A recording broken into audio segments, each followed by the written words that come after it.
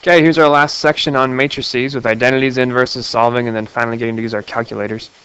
It's a lot of stuff, so I might split into 2 videos, but it also might go kind of quickly. We'll start with the idea of an identity, excuse me. Does anybody remember what an identity is? Probably not. The identity is the thing that doesn't change anything. That's what I call it. It's when you apply the identity and nothing actually changes. So for example, with addition, the additive identity is 0. Because if you add 0 to something, it doesn't change. 3 plus 0 is still 3. With multiplication, the multiplicative identity is what? Think about that, answer that. It's 1, because anything times 1 stays the same. The functional identity is just x. F of x equals x. We've not talked functions yet in this class, but you've probably learned them before. If you plug something in for f of x equals x, like you plug in 3, you just get out 3. We could even do powers. I didn't write that one down, but like the power identity is also 1, because 3 to the first is 3. Well, with matrices, the matrix identity, the thing that doesn't change anything, is a bunch of 1s and 0s. So for example, here is what's called an identity matrix. It has 1s on this diagonal and 0s everywhere else. And you can have identity matrices of any real size. I've got some more hidden around here. Here's another 4x4 identity matrix. And I think I have one more up here also. Here's a 2x2 identity matrix. Identity matrices have to be square. They're always like 3x3, 2x2, 5x5. And they always have 1s on the diagonal and 0s everywhere else. And you'll notice what happens here. If I were to actually do this multiplying, if I go row, column, well, 2 times 1 is 2, 5 times 0 is 0, 2 plus 0 is just 2. There's my top left. Row, column, I get 0 and 5. Row, column, I get 1 and 0. And then row, column, I get 0 and negative 8.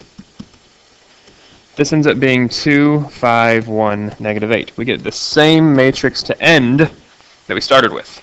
It's the identity, nothing changes. So if I were to do this row times this column, it'd be 1 plus 0, 0, 0.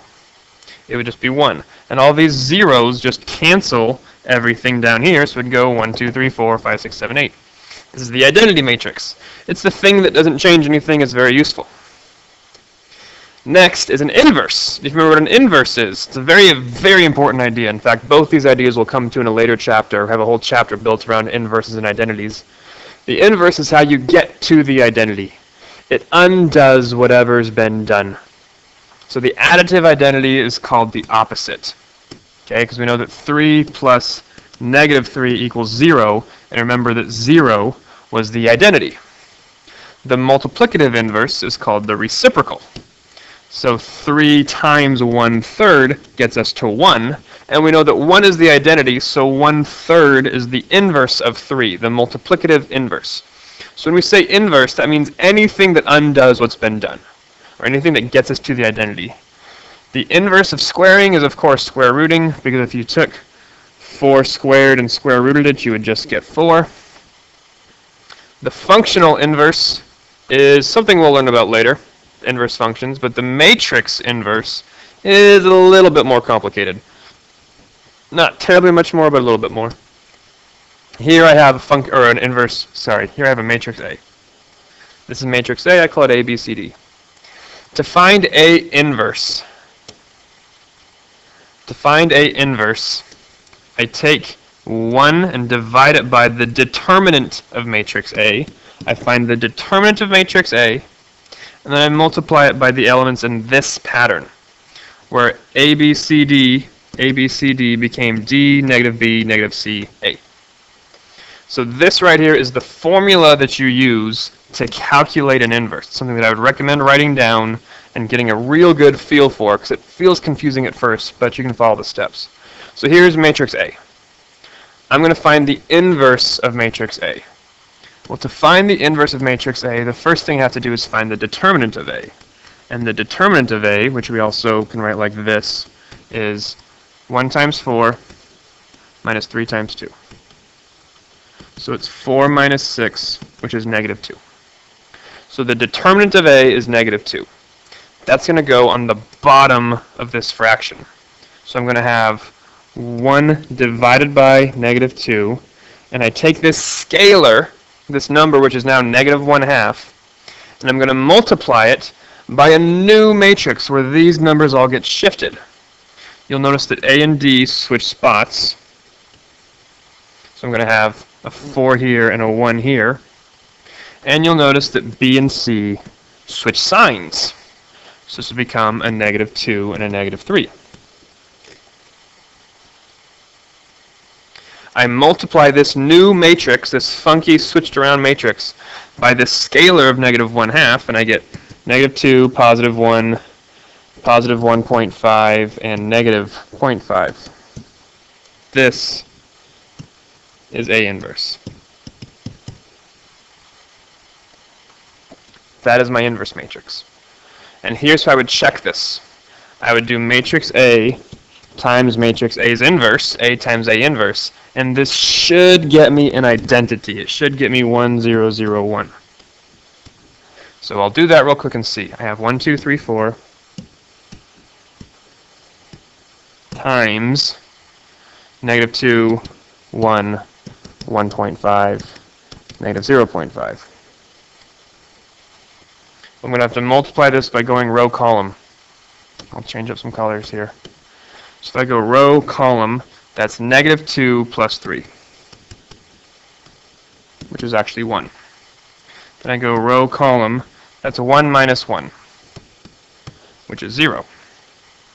Then I go row column, that's -6 plus 6, which is 0.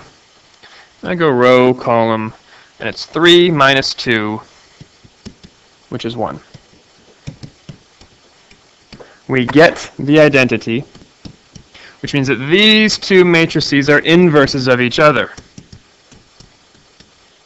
So we have matrix A and we have matrix A inverse, and they're inverses of each other. This is the process you follow to finding the inverse of a 2 by 2. So maybe pause here and see if you can find the inverse of B. I'll give you a hint. Inverse of C we're going to do on our calculator. You can do it by hand, but we're not going to bother. Inverse of D is not possible because it's not square.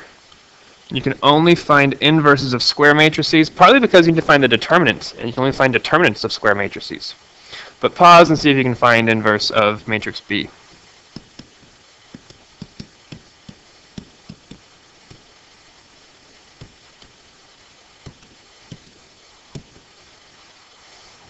The determinant of B is 8 minus 12, which is -4. So it's going to be 1 divided by -4 times 1, -6, -2, 8. This is just a scalar, so I don't go row column. I just multiply with -1/4 by everything. So it's -1/4. Positive 6 over 4 is actually just 3 over 2, or 1.5. -2 times 1/4 is positive 1/2. And then -1/4 times 8 is just -2. I get this matrix here. There's A inverse. Okay, now let's check, and I'll show you how to do this stuff on your calculator now. It needs to be, I'm going to do this just in the TI-83. There are other machines you can use to do matrices, including GeoGebra. I don't actually know if Desmos does a matrix or not. I'll let you look that up if you want to. But I'm going to take matrix A. Here's if I press second x to the -1, this button right here. Second x to the -1 pulls up this matrix menu. I'm going to scroll over to edit and press enter. I'm going to edit matrix A.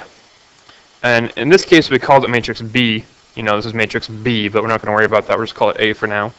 Matrix B was a 2 by 2, so I input the dimension. It's a 2 by 2, and it went 8, enter, 6, enter, 2, enter, 1, enter. 8, 6, 2, 1. Now, I'm going to quit. Don't clear.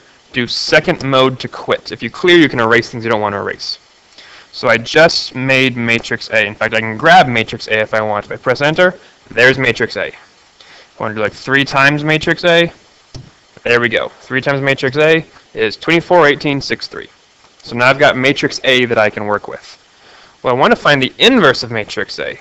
If I just grab matrix A and press enter, so I'll go slower. I did second x to -1, which pulled up my matrix menu again. I pressed enter on A, and that grabs matrix A. Now I'll just press this x to -1. That button means inverse. I'm going to find A inverse. And it's -1/4, 1.5, 0.5, -2, just like we got. There is A inverse. And you'll note if I do matrix A times A inverse, like so, A times A inverse, I just get the identity. I can do the other way around. If I do A inverse times A, I still get the identity. Doesn't matter which order I do that in with inverses, which is quite nice. So there's matrix A. Now let's do the next one. I'm going to grab my matrix menu and type in this matrix. And I'll just put it as matrix C just to be, to make it easy. And we called it C. We called it C here, so we'll call it C here. Well, matrix C is a 3 by 3. And it goes 5, 2, 1, 3, 5, 9, 16, 11, 4. Okay, I'm going to quit. I'm not going to clear. I'm going to quit. If I want to find the inverse of matrix C, I just go to my matrix menu, scroll down to matrix C, and press inverse. There's the inverse of C. Right now I've got to scroll to the right to be able to read it all. It's got a bunch of decimals. This might work out to pretty fractions. I don't actually know. Let's find out. I kind of doubt it. But if I press this math button right here beneath alpha, the math button has a bunch of useful things. Like here's how to cube things, and here's how to cube root things, and here's how to find any root you want. But this first option is arrow frac. That'll take your previous answer and turn it into fractions. So I can make it fractions. 0.4438 is really 79 over 178. So there's the inverse of C. D is not square, so we can't do it. Let me show you how that looks. If I go down to, if I edit matrix D, it's a 3 by 2. And it goes 7, 8, 9, oops, a 2 by 3, excuse me. 7, 8, 9, 10, 11, 12. If I try to grab the inverse of matrix D, it doesn't let me. It says invalid dimensions because it's not square. So there's how to find matrices on your calculator. And you can just do operations that way also. Like if I wanted to do, I'll make up a matrix B real quick. Okay, I get it. I'll quit out of you. Let's say I make up a matrix B. And it'll be a 2 by 2 also. Whoa, I made it a 5 by 2. I wanted a 2 by 2, excuse me. Well, now I can do A plus B. And A plus B is that. And I can do 3A minus 2B, or A times B, or whatever I wanted. I can do it all now, just with the matrix calculator. Good stuff. Hey, you did it. You watched a whole math video, or you at least skipped to the end here. Either way, thanks for watching. I hope it was helpful. If it was helpful, maybe share it with a friend in your class who could also use it. You can subscribe to follow more videos. You'll see links popping up on the corners to watch previous and past and good videos. You can always leave a question down below or just add a comment. And I hope you have a wonderful day. Thanks for watching.